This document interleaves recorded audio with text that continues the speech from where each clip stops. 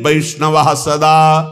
जिसे एकादशी रहनी हो और एकादशी का फल प्राप्त करना हो, उसको ये नियम पालन करना चाहिए। अथ ते नियमान वच्मि व्रते ह्रस्मिन् दिनत्रये।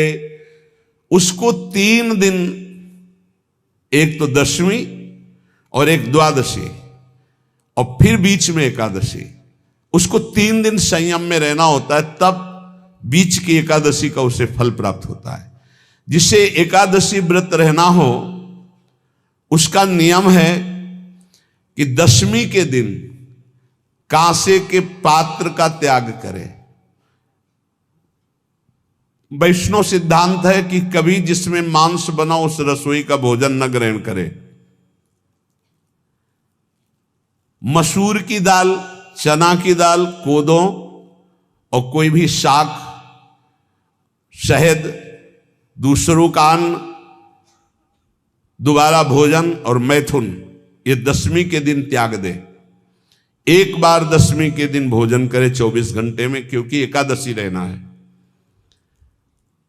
कांसे का पात्र, जिस रसोई में मांस बना उसके भोजन का त्याग, मसूर की दाल, चना, कोदो, शाक, मधु अर्थात शहद और दूसरे के द्वारा दिया हुआ भोजन और दोबारा भोजन और मैथुन क्रिया, इनका दशमी के दिन कभी भी प्रयोग ना करें।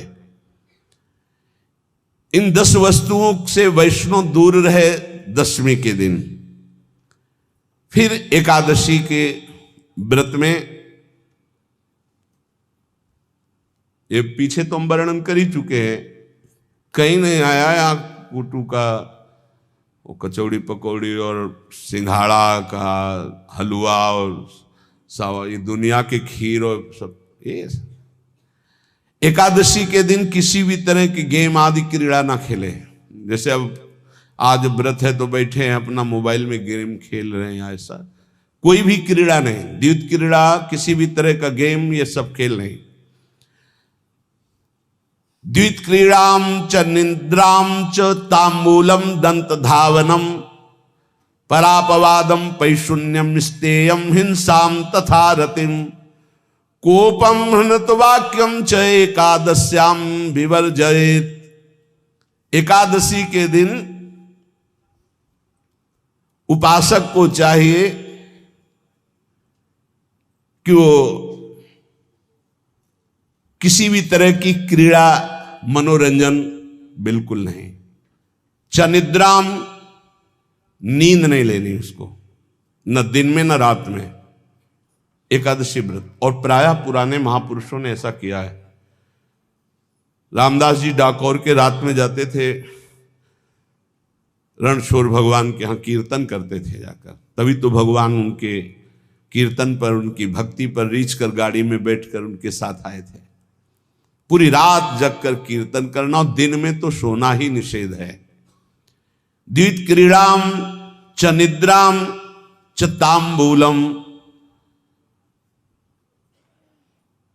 पान खाना निषेध है एकादशी को, बिल्कुल नहीं, जो व्रत रह रहे हैं। और दंत धावनम, वृक्ष से तोड़कर जो दतून की जाती एकादशी के दिन नहीं। परापवादम, दूसरे की निंदा करना, चर्चा करना नहीं, अर्थात अधिकतर मौन व्रत धारण करे एकादशी के दिन। पैशून्यम, चुगली करना। स्तेयम, कोई चोरी करना। हिंसाम, वाणी से, शरीर से, मन से किसी को दुख पहुंचाना। रतिम, अर्थात भोग करना, मैथुन करना। कोपम, किसी के ऊपर गुस्सा करना। अनत वाक्यम, झूठ बोलना।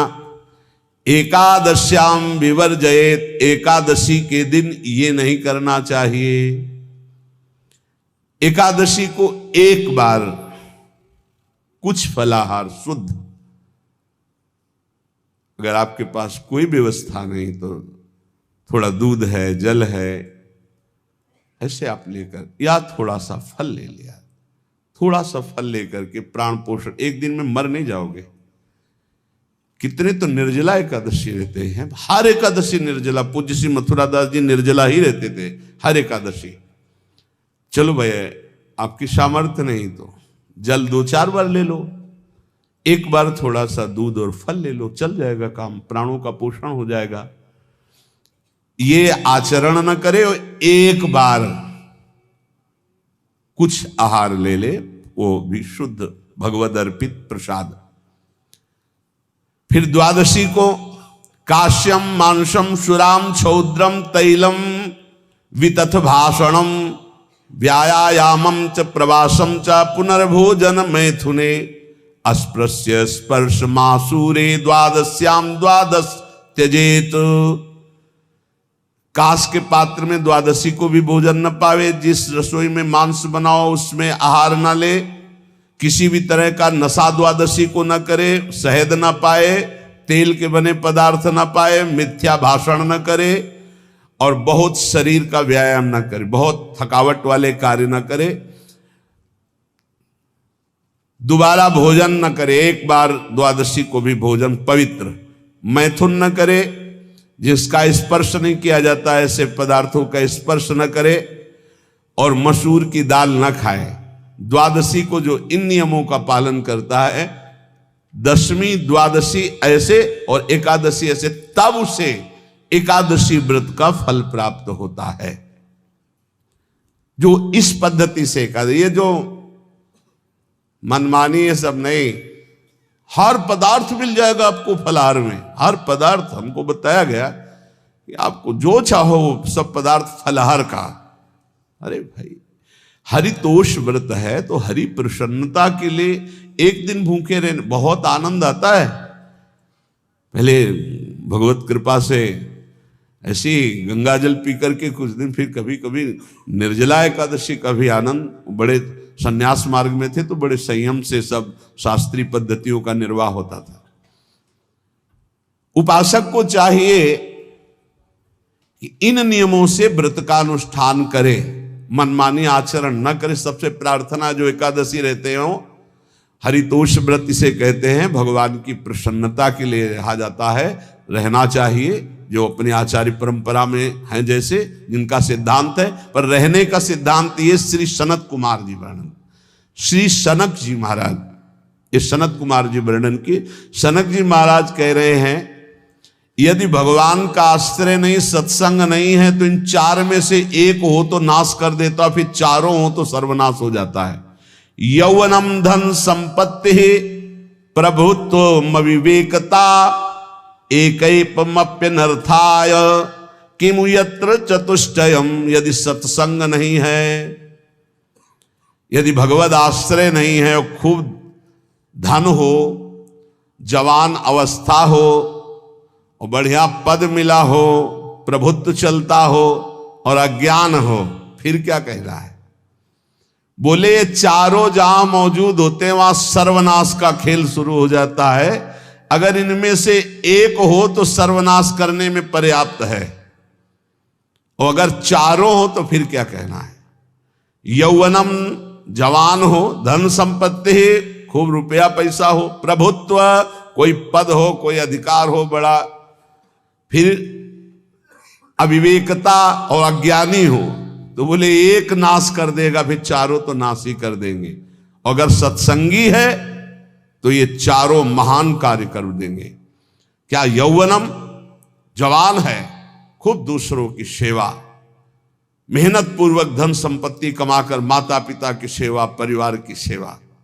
ये माता पिता, हमारा वेद कहता है मातृ देवो भव, तैत्तरीयोपनिषद, मातृ देवो भव, पितृ देवो भव, आचार्य देवो भव, अतिथि देवो भव, यान्य नवद्यानि कर्माणि तानि सेवितव्यानि नो इतराणि, यान्यस्माकः सुचरितानि तानि तोयोपास्यानि नो इतराणि, ये के चास्माच्छेयाः सो ब्राह्मणाः तेषां त्वया स्नेनो प्रश्वसितव्यम श्रद्धया देयम अश्रद्धया देयम, श्रिया देयम, ह्रिया देयम, भिया देयम, संविदा देयम।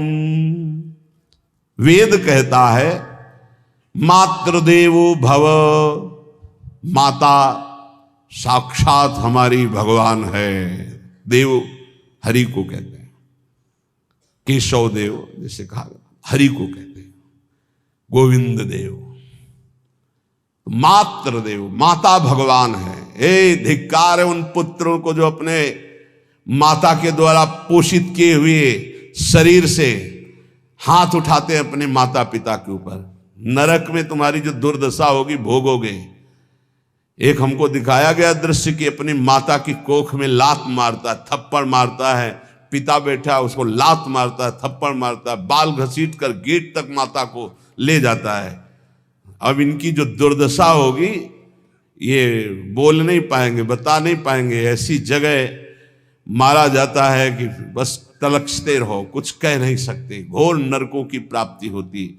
वेद कहता, तैत्तिरीयोपनिषद, मातृदेवो भव। ध्यान से सुन लो, सत्संग है, ये माता साक्षात भगवान है। अगर तुमने मारा, वाह भर करके इसके आंसू गिरे, तो जितने आंसुओं की बूंद से भूमि के कण भींजेंगे उतने कल्प तक नरक भोगोगे। ध्यान रखना, तुम्हारा कभी यश, कभी कीर्ति, कभी श्री, कभी हिरी, ये कभी तुम्हारे उदय नहीं हो सकती। तुम्हारा सर्वनाश हो जाएगा अगर मां पे हाथ उठाया। पितृदेवो भव, पिता साक्षात भगवान है।